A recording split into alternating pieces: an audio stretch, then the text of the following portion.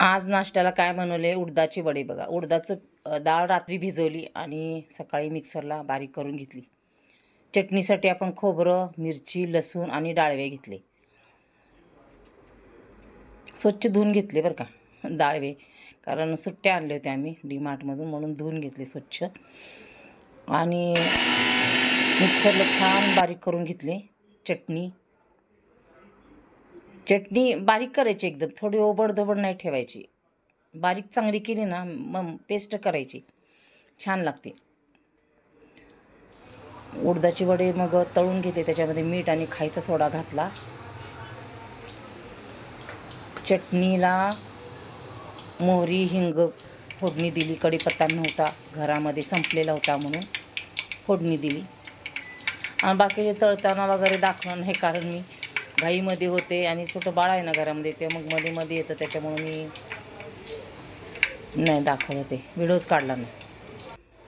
चटणीमध्ये फोडणी टाकायची, हिंग टाकल्यामुळे छान लागते चटणी. कढीपत्ता कोथिंबीर पण टाका असलं तर तुमच्याकडे चालतं. आज मस्त असं उडदाची वडे म्हणजे मेंदू वडे झालेले आहेत. या नाश्त्याला सर्वजण तुम्ही पण खाऊन घ्या. चटणी मस्त झालेली आहे.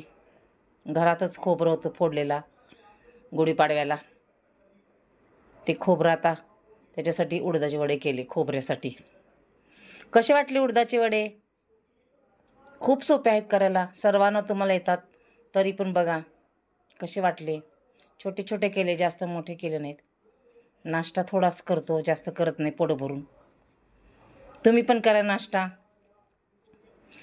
आणि माझ्या चॅनलला लाईक करा, फॉलो करा, आवडलंच तर शेअर करा. आणि तुमचं स्वागत आहे चॅनलमध्ये. मी अनिता उमाटे बोलते. माझं चॅनलचं नाव अनिता उमाटे आहे. चला सगळ्यांना बाय.